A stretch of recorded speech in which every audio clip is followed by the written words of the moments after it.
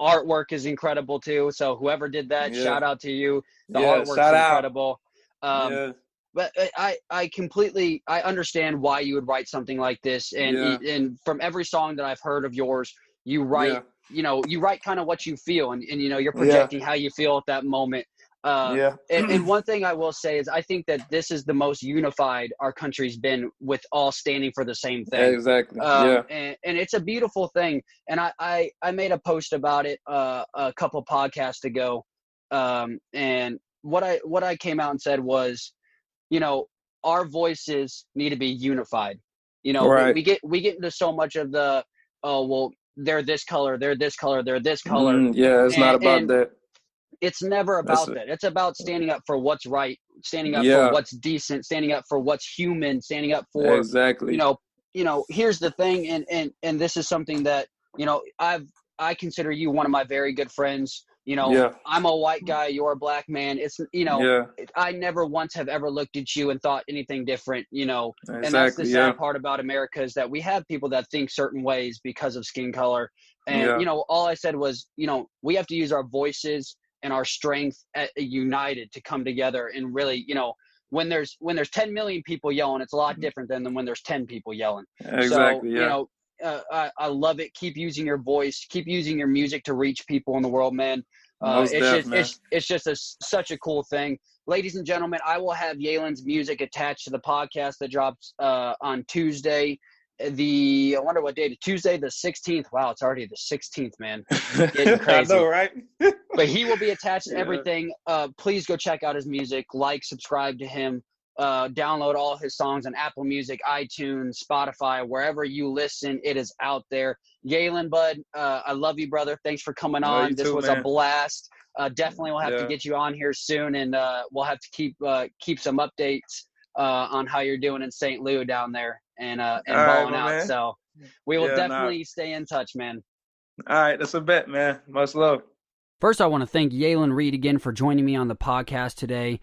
Very good friend of mine. Make sure you support him. Make sure you follow, subscribe, listen to his music.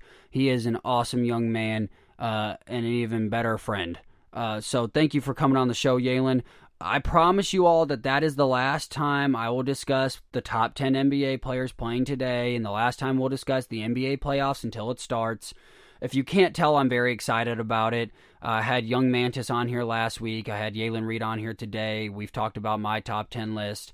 But it's been fun. I've just kind of wanted to see other people's opinions. I think Young Mantis's might be up top right now, with J.R. Smith and Reggie Jackson rounding out his top 10.